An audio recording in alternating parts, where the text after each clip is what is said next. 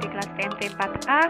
Pada pembahasan kali ini kita akan membahas tentang fungsi implisit. Nah, dalam bentuk-bentuk fungsi yang dibahas sebelumnya itu dinyatakan dalam satu variabel secara eksplisit, yaitu dalam bentuk y sama dengan fx.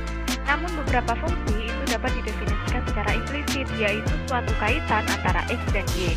Sebagai contohnya adalah fungsi yang berbentuk seperti ini. X kuadrat ditambah y kuadrat sama dengan 16 atau x pangkat 3 ditambah 2y kuadrat sama dengan 4xy. Nah, untuk sinteks menggambarkan fungsi implisit ini yaitu with plot, titik 2 implicit plot, kemudian fungsi, x, a, b, dan y sama dengan m, n. Nah, perintah implicit plot ini juga menggunakan paket plot. Untuk nilai a, b, m, dan n ini adalah parameter yang merupakan batas untuk nilai x dan y untuk suatu fungsi yang akan digambarkan. Nah, untuk lebih pemahaman, kita coba gambarkan fungsi x kuadrat ditambah y kuadrat sama dengan 16 pada x negatif 10,10 dan y negatif 10,10. Kita masukkan sinteksnya yaitu with plot, titik 2 implicit plot, kemudian fungsinya adalah x pangkat 2 ditambah y pangkat 2 sama dengan 16 untuk nilai x sama dengan negatif 10,10 dan y-nya sama dengan negatif 10,10.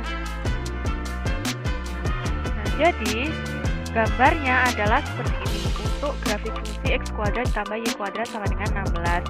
Nah, di sini terlihat di dalam grafiknya itu terlihat bahwa untuk nilai x dan y-nya adalah negatif 4,4.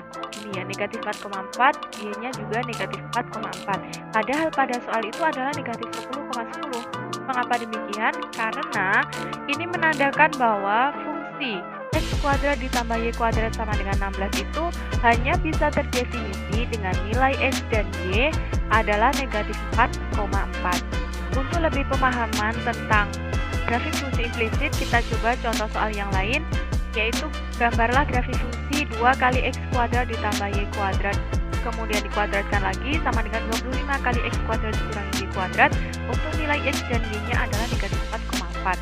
Kita masukkan perintahnya, yaitu with plot, 2 implicit plot, kemudian fungsinya adalah 2 kali x pangkat 2 ditambah y pangkat 2 kemudian dipangkatkan lagi dengan 2 sama dengan 25 dikalikan x pangkat 2 dikurangi y pangkat 2 untuk nilai x sama dengan negatif 4,4 dan y sama dengan negatif 4,4. Grafiknya yang muncul adalah seperti ini. Mengapa ini di titik 0,0 ini tidak terhubung gambarnya? Ini karena secara default Maple itu hanya menyediakan 50 titik untuk menggambarkan sebuah grafik. Sehingga agar ini grafiknya bisa terhubung, kita harus menambahkan perintah dengan menuliskan num point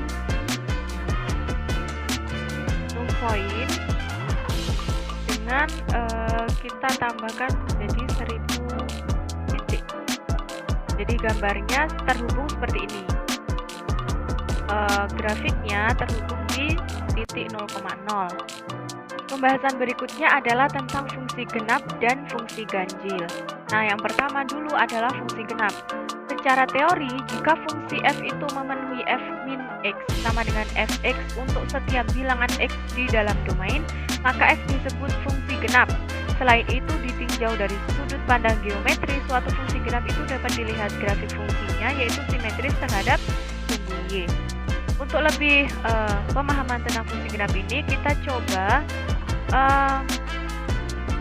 menggambarkan fungsi fx ini yaitu x pangkat 2, apakah ini merupakan fungsi genap. Yang pertama kita definisikan dulu untuk fx sama dengan x kuadratnya. X sama dengan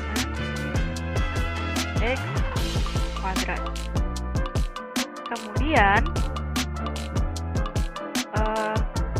kita definisikan juga untuk f negatif x.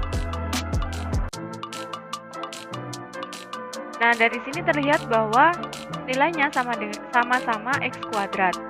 Kemudian selanjutnya secara geometri kita gambarkan dengan plot fx. Gambarnya terlihat seperti ini.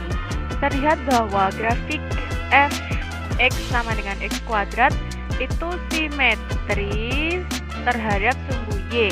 Ini simetris terhadap sumbu y. Untuk yang berikutnya adalah fungsi ganjil, yaitu jika suatu fungsi f memenuhi f negatif x sama dengan negatif fx untuk semua x dalam domain, maka f itu disebut fungsi ganjil. Grafik fungsi ganjil itu simetris dengan titik asal 0,0. Jika telah dipunyai grafik f untuk x-nya lebih dari 0, maka grafik untuk x kurang dari 0 itu diperoleh dengan memutar 180 derajat terhadap titik 0,0 atau titik asalnya. Nah, untuk lebih pemahaman kita coba ini. Diberikan fungsi gx itu sama dengan x pangkat 3. Kita akan coba tunjukkan ini termasuk fungsi ganjil atau bukan. Kita definisikan dulu gx-nya,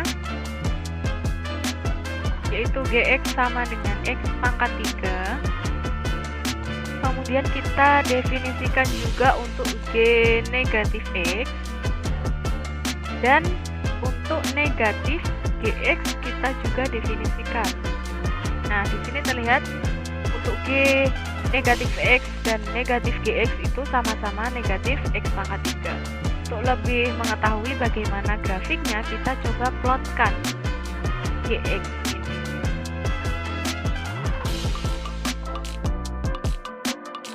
Nah, grafiknya untuk gx sama dengan x pangkat 3 itu seperti ini.